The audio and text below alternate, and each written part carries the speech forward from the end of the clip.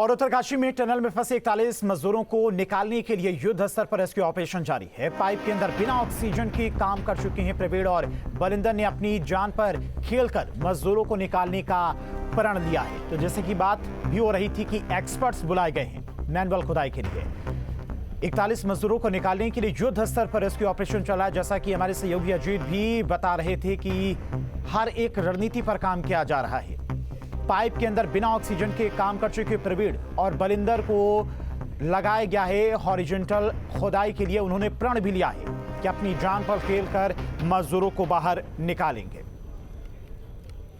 Rescue operation का 16वां दिन लगातार 41 मजदूरों को बाहर निकालने की टनल से जद्दोजहद चल रही है। लेकिन इसमें सबसे महत्वपूर्ण पात्र आखिर कौन है, कौन उनको खतरे में जाकर निकालने की कोशिश कर रहा है? ठीक हमारे साथ में जो खड़े लोग हैं ये प्रवीण हैं, इनके साथ इनकी पूरी टीम है। दरअसल यही वो लोग हैं जो निकालने का काम कर रहे हैं। टनल के अंदर जो पाइप डाला जा रहा है और उसमें मैनुअल ड्रिलिंग करने के लिए करीब कई एक्सपीरियंस में प्रवीण जो है इस तरह के ऑपरेशन कर चुके हैं। प्रवीण से बातचीत करते हैं। प्रवीण, सबसे पहले तो आप ये बताइए कि आज आपकी अपडेट क्या है और अब मैनुअल ड्रिल आप कब से शुरू करेंगे और कितने मीटर रह गया है? अगर हॉरिजॉन्टल ड्रिल की बात करें जो पाइप से आप लोग कर रहे हैं। स्टील था और पाइप थे, उनकी वजह से प्रॉब्लम आ रही थी। कट कर दिया हम लोगों ने, और सारा कट करके क्लियर किया है। अब क्लियर होने के बाद अब थोड़ी देर के बाद आदमी की शिफ्ट चेंज हुई है। अब थोड़ा दूसरा पाइप डालेंगे, वेल्डिंग करेंगे, फिर उसके बाद काम स्टार्ट करेंगे सर। अच्छा, मुझे एक बात बताइए कि पाइप के अंदर जब आप जाएंगे, आज से शुरू करेंगे, कितने घंटे लगेंगे? कितना मीटर रह गया है? जो कंक्रीट है वो कितना मीटर तक रह गया है आपके हिसाब से? बताने के हिसाब से, उन लोगों के हिसाब से तो 8 से 10 मीटर बताया जा रहा है सर। हाँ, 8 से 10 मीटर बैलेंस बता रहे हैं। हाँ, 48 मीटर समथिंग हो चुका है सर। 48 मीटर हो चुका है। हाँ, तो 8 से 10 मीटर काटने में या अगर कोई हर्डल्स नहीं आते हैं तो आपको कितना समय लगेगा? 8 से 10 मीटर काटने में सर 2 से 3 दिन लगते हैं। अगर कोई स्टील और पाइप कुछ आता है तो प्रॉब्लम है, फिर उसको कट करके निकालना पड़ता है, फिर उसके बाद फिर मैनुअल स्टार्ट करना पड़ता है सर। अच्छा, जब आप जाते हैं अंदर, इससे पहले भी आप गए, कई घंटे कई समय बिताया आपने वहाँ पर, कितना आपके लिए खतरा कितना होता है वहाँ पे अंदर? सर अभी तो कोई प्रॉब्लम नहीं है। अभी सब सामान अरेंज हो गया, ब्लोअर आ गया, ऑक्सीजन की सब व्यवस्था है, कोई दिक्कत नहीं है। कोई दिक्कत नहीं। लेकिन इससे पहले जब आप गए थे पाइप के अंदर तो दिक्कतें हुई थी। आपने कहा था कि सांस फूल रही है और बात करने में दिक्कत हो रही है। हाँ सर, फर्स्ट टाइम में ऑक्सीजन नहीं था और ब्लोअर भी नहीं था। उस टाइम में विदाउट ब्लोअर के गया था मैं फर्स्ट टाइम में। अच्छा, विदाउट ब्लोअर का मतलब समझे तो बिना ऑक्सीजन के एक तरह से गए थे। तो किस तरह की दिक्कत आती है अंदर? सांस लेने में दिक्कत होती है? हाँ सर, काफ़ी गर्मी लगती है और घुटन सी होने लगती है, सांस लेने में दिक्कत होती है सर। हाँ, तो इतना बड़ा खतरा आपको लगता है, फिर भी आप इतने बड़े खतरे के अंदर जाते हैं जहाँ पर जान का भी एक तरह से खतरा है, फिर भी आप करते हैं? क्या करें सर, आदमी फंसे हुए हैं ना, आदमियों को तो निकालना है ना। हाँ, उन सबको निकालना जरूरी है, बहुत इंपॉर्टेंट काम है। अच्छा, आखिरी सवाल मैं लूँगा आपसे कि किस तरह से अगर हम इस ऑपरेशन को देखें, क्योंकि आप वो मेन आदमी हैं, मेन शख्स हैं जो अंदर जा करके उन लोगों को निकालने की कोशिश करेंगे।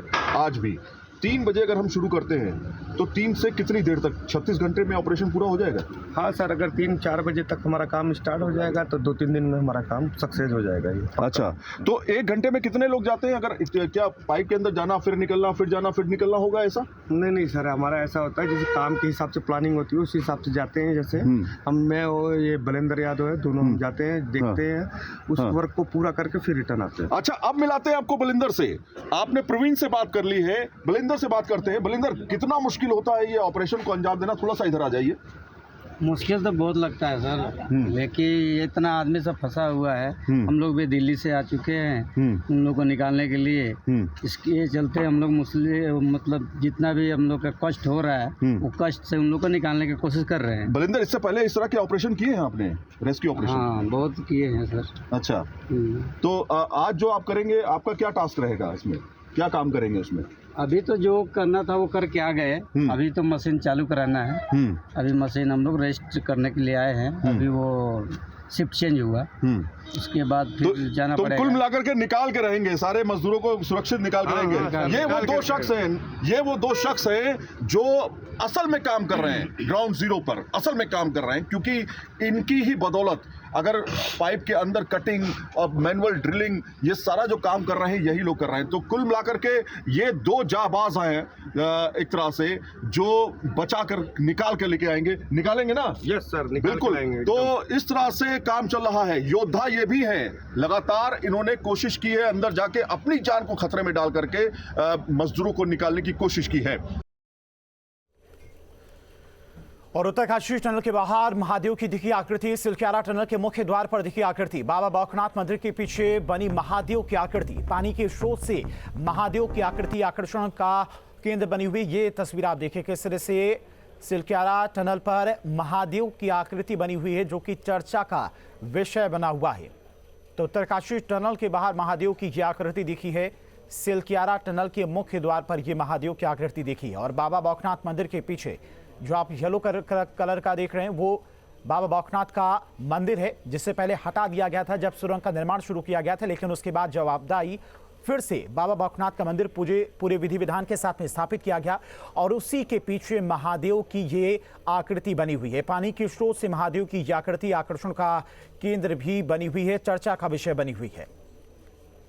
तो एक्सक्लूसिव तस्वीरें उत्तरकाशी के सिलक्यारा टनल की, जहां पर महादेव की आकृति देखी गई है, जिसके बाद लोगों की तरफ से कहा जा रहा है कि महादेव सभी मजदूरों को सकुशल बाहर निकाल लेंगे।